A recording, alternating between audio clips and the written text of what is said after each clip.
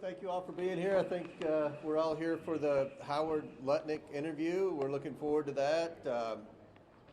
And with that, I'll be happy to answer any questions. Mr. Chairman, what are your questions about his associations? He went to the island with his family with Mr. Epstein. He didn't seem to cut off his communications with Epstein after his conviction. Are those some of your questions? Yeah.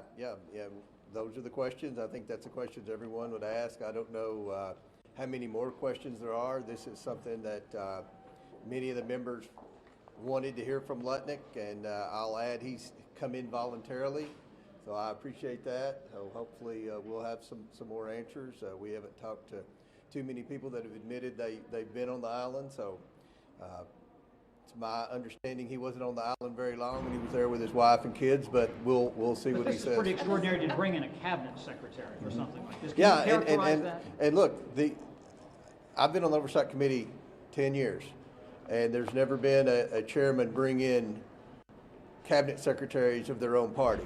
And we have Lutnick coming in today. We have Pam Bondi coming in a couple of weeks. So I think people can see that this is a bipartisan investigation. We're really sincerely trying to get the truth. Our goal is to provide justice for the victims, and hopefully today will be helpful. I want to talk to you about the other investigation that you're doing against the D.C. police officers. God bless you. The police department. Yes. I mean, we know that police officers have been terminated as a result of this, as manipulating crime data. Your investigation exposed that D.C. leaders manipulated crime stats. What's your thoughts? Two questions. What's your thoughts about committee Democrats calling this a hoax? Secondly, do you expect to receive the Metropolitan Police Department's own internal report and all related documents? Yes, we're demanding those documents. We hope to get them today, but certainly in the next couple of days. And I think that's a big story here. We launched the investigation on the Oversight Committee of the Metro Police Department because I think we all live in Washington, D.C., and we all see that crime is out of control. People were carjacking cars. I mean, it was out of control before the president brought in the National Guard. And then the Metro Police Department would cite these crime statistics and try to say crime was down. I don't think anybody was buying that. So we did the investigation. We had whistleblowers, Metro Police Department whistleblowers that came in as a result of our investigation that the Democrats criticized every step of the way. Some of you may have written that, but this was a partisan racial investigation or whatever. At the end of the day, the accountability is that they were lying and 13 police officers have been removed. And it's very difficult to remove a government employee. So I think this is a victory for accountability, and we're starting to see accountability. I have to add this. Since Blanche and Harmit Dillon have been running the Department of Justice, we're seeing a whole lot more accountability, and that's always been a critic, Chad, that criticism of some of the investigations of the Oversight Committee, especially on conservative networks, that you do these investigations and no one's being held accountable. We're seeing accountability in Minnesota with the fraud. We're seeing accountability with over 500 hospice providers being removed from the rolls in California. We're seeing accountability with the Metro Police Department lying about crime statistics. And hopefully at the end of this Epstein investigation, we'll see some accountability there. Is Secretary Lutnick's credibility undermined here for having said publicly he cut ties in 2005, and the Epstein files show that as recently as 2018 he was in email correspondence with Epstein? What I've seen, we're going to ask him all these questions, and we'll let the American people judge whether the credibility was damaged or not. At the end of the day, I haven't seen wrongdoing in the email correspondence, but he wasn't 100% truthful with whether he or not he had been on the island. So we'll see, and we'll obviously release the transcripts, and everyone can see for themselves. The transcript and no video. And just to follow up on that, based on his description of events, do you have any concerns about the Secretary's conflicting statements, and why not do this as a videotaped interview? This is with this transcribed, he's coming in voluntarily, first of all. So we don't video people that come in voluntarily. We didn't video Ted Waite last week, but at the end of the day, the transcript's the most important thing. I assume there'll be Democrat members here today. If not, there'll be staffers. I know there was criticism. I read somewhere that a member or two was complaining that this was on a day when Congress wasn't in session. When this was scheduled, we were supposed to be in session. This week was flipped with King Charles last week. So when we scheduled this, he was supposed to be here. So, if you're interested in the investigation, you can come here. I missed my son's baseball game last night because I want to be here, obviously, for this interview, and hopefully we'll find out some more. And as the interview progresses, I'm sure I'll come out and give you an update. But thank you all for being here. Thank you. Thank you.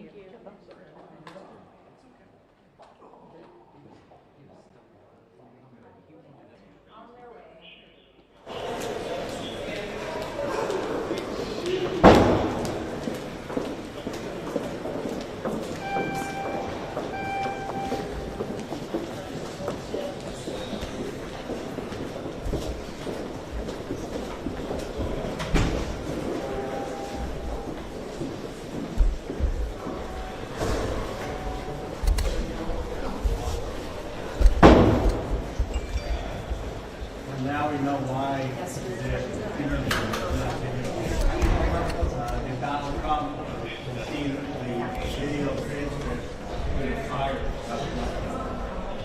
it was really embarrassing. He was asked very straightforward questions about whether he regretted. It was really embarrassing. He was asked very straightforward questions about whether he regretted misleading the American people. I mean, he said that he would never see Epstein again in 2005. And everyone knows that he took his wife and kids to see Epstein in 2012. And yet it was just contortions and lies and no acknowledgement that he misled the American public. And if you saw the exchanges that my colleagues had with him, you would see he made a farce of the English language. I mean, he was trying to define I as if saying that what he really meant is that he would not see Epstein alone, but be totally fine with having his wife and kids see Epstein. It made no sense. And then he's raised even more serious concerns about the investigation. He originally had said that Epstein engaged in blackmail and recorded videotapes. Now he's saying, well, he was wrong. He was just speculating, and Epstein actually didn't engage in blackmailing. This raises the question of what the cover-up is. Did someone tell him to say that? I've not heard that that Epstein never engaged in blackmail. Why is Howard Lutnick changing his testimony, changing his story? He's lost all credibility, and really it's a shame that the American people don't get to see what he did there. Total lack of truth and lack of honesty. Yeah, I agree. Howard Lutnick should resign. That was absolutely mind-boggling what we just heard in the room. He was evasive, nervous, he was dishonest. He would not admit to lying, which he clearly did in the podcast. He said he was never in the room with Jeffrey Epstein ever again after the first time he met him.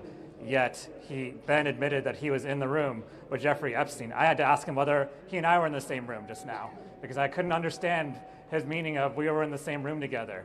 And then he said that Jeffrey Epstein was a sick man, that he would never want to be in the room with him again.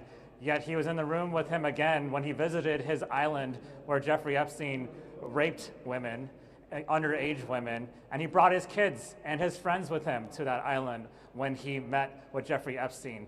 He said he never met with Jeffrey Epstein again socially, yet he admits that that was a social visit to his island. And so he was clearly being dishonest, he was clearly being evasive, and finally he doesn't remember why he went to Jeffrey Epstein's island, which is also mind-boggling. He somehow remembers going to the island after pictures surfaced of him being at the island, but he doesn't remember why he went to the island. And we had the emails, that's why we found out he was at the island. This is absolutely absurd, and he should resign. Good afternoon, Congresswoman Ansari from Arizona's 3rd District. After what we have seen so far in this transcribed interview, I feel very comfortable saying that Howard Lutnick is a pathological liar who is enabling the most egregious cover-up in American history. We have now gone through the timeline of events with him in detail, an excruciating detail, from when they met in 2005. This is Howard Lutnick and his wife meeting Jeffrey Epstein.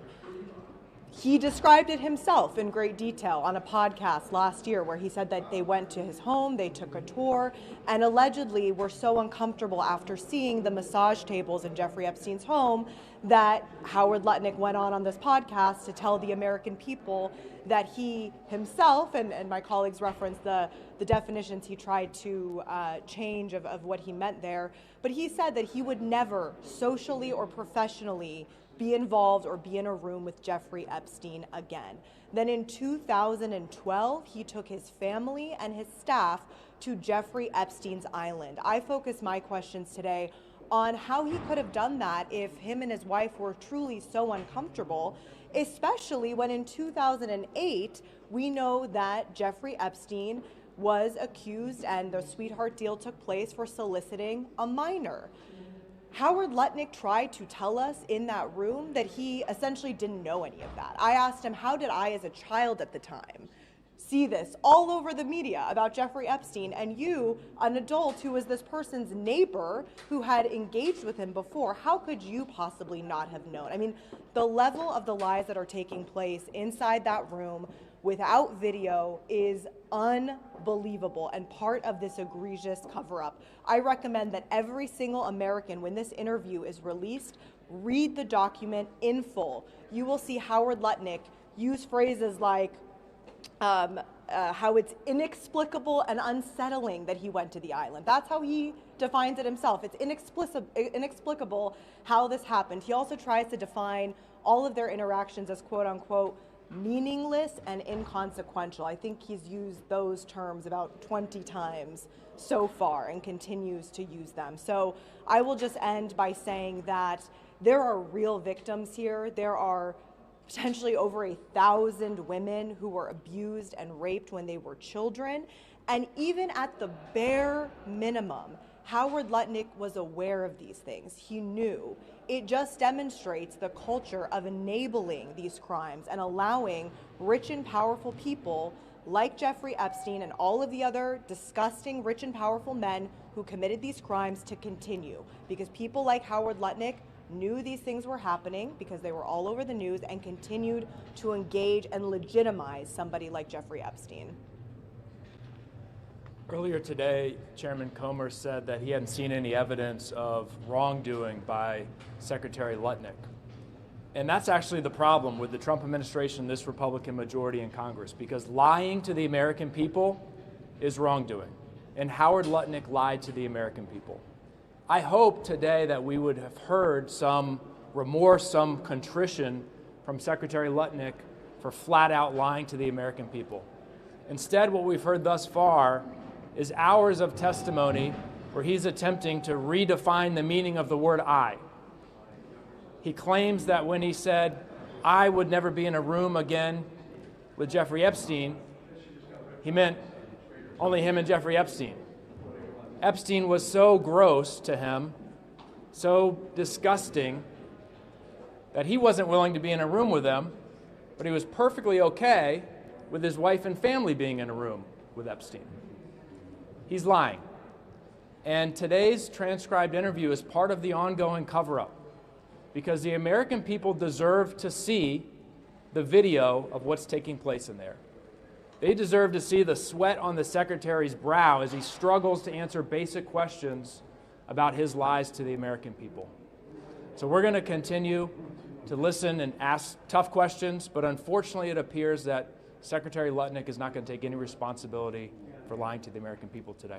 Can you explain for just a moment, when you talked about the trip, and I'm happy to ask this to interview, can you explain for a moment when they took the trip on the boat, and you're saying that he's saying, oh, we were okay doing that, but he didn't want to be in the same room with him. Characterize what his remarks were, his response when he said, wait a minute, isn't this inconsistent with this travel if you're uncomfortable with being with this person? We asked him over and over again, oh, why did you go to the island? He says he doesn't remember, that it was inexplicable, and he simply didn't know how to answer the question at that point. dreaded. Can I follow up on the island? On the island, did he say that he saw anything from his time there that now, in retrospect, raises alarm about Epstein's activities on the island? I mean, you mentioned in his 2005 visit to Epstein's apartment that he saw massage tables that made him uncomfortable. Did he see anything in his time on the island? Did he mention any specifics about what he saw there? Those questions were specifically asked by the majority during the first hour, and he said no to all of it. And also, it's important to note, he could remember nothing about the visit to the island. Couldn't remember why he was there, couldn't remember anything he saw.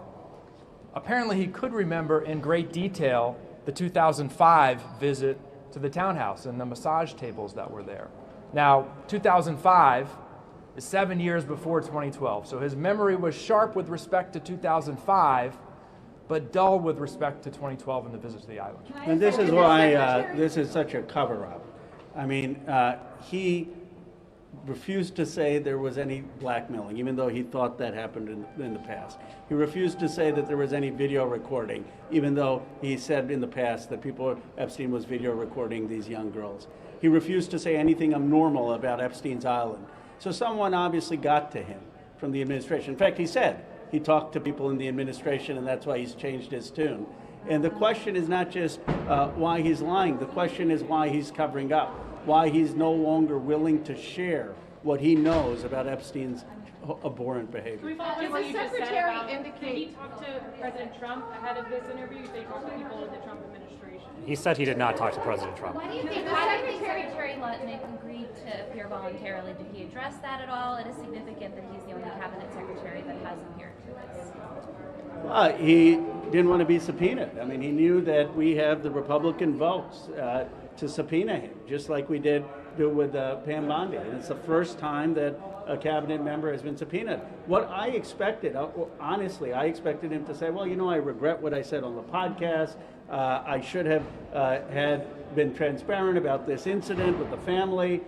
Nothing happened that was terrible, but you know what? I should have had better judgment. And here are the things I know about Epstein. He was a disgusting person. Let me try to help in the investigation. He did none of that. Can I ask two questions to follow up on what you just said, Congressman Khanna? You mentioned that he spoke to members of the administration and then he changed his tune. Did he say who exactly he spoke to and when he spoke to them? You want to take that? You asked that question? Yeah. Sure.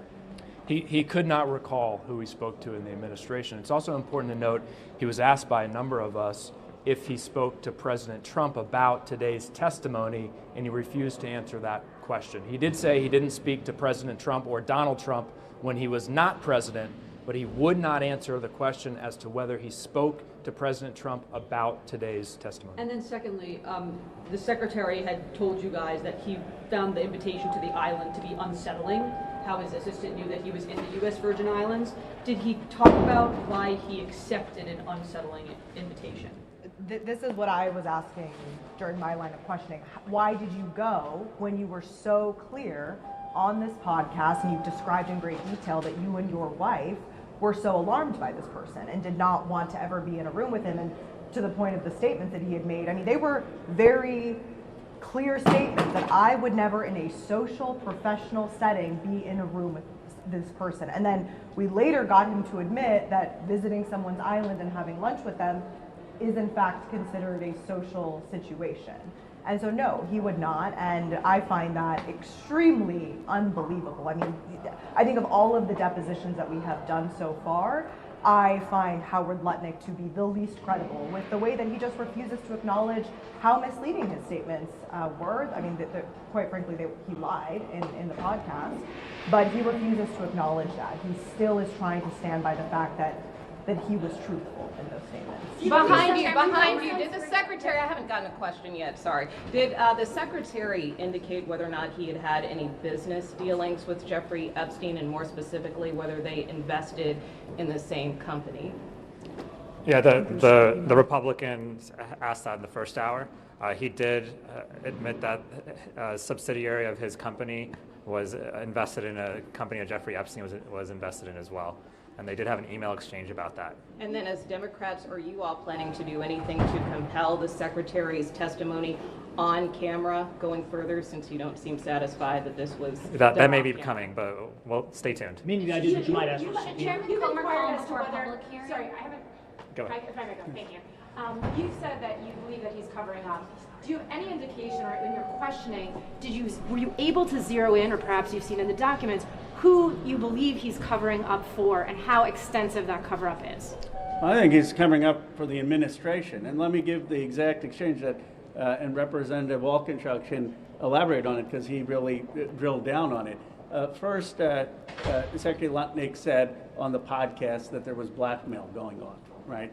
Then he says to my inquiry, well, no, I was just speculating. I said, well, what was your basis for speculating? Well, I didn't have any basis. I take it back. You know, it seems like this is the administration's modus operandi, just speculate with no basis. But here he's saying, okay, I take it back. So then I said, well, why did you take it back? Well, I talked to administration officials. Then Representative Walkinshaw asked him, well, who did you talk to? And he says, well, no, I just learned about this in public. I didn't talk to the administration officials. Well, Massey and I have been doing this, and all of us have been doing this for months. I've never seen a single public statement that there was no blackmail.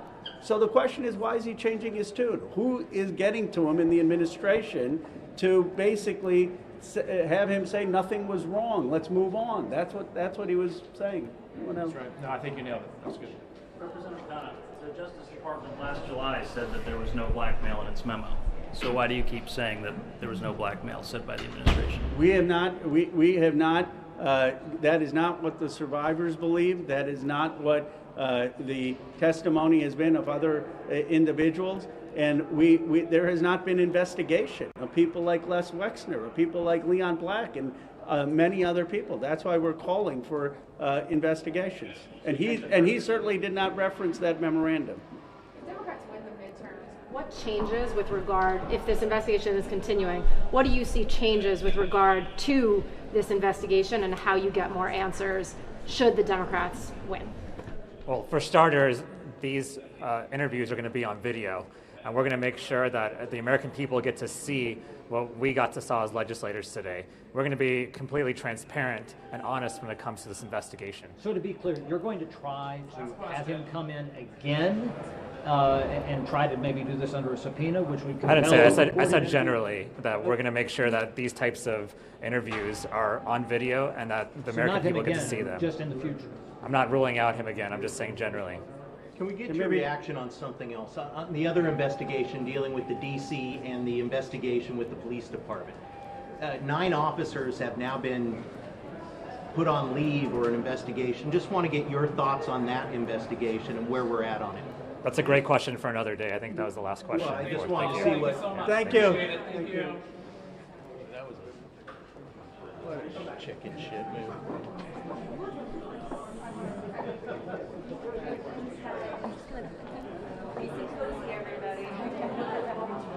Thank you.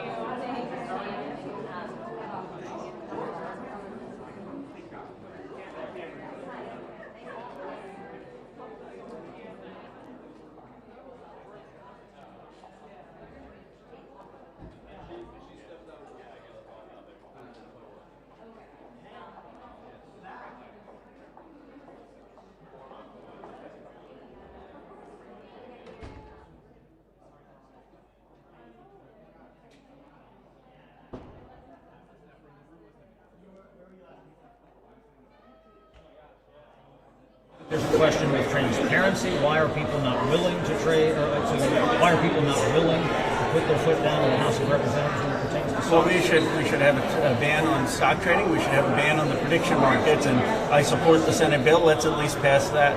And is everything with your... No, just back to the police. Please, please.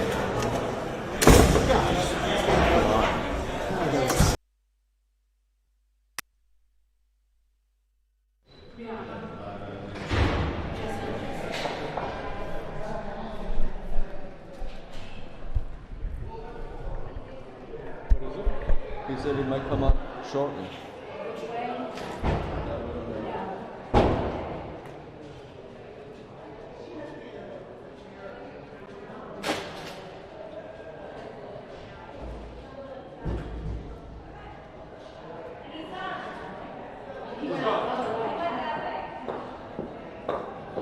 job?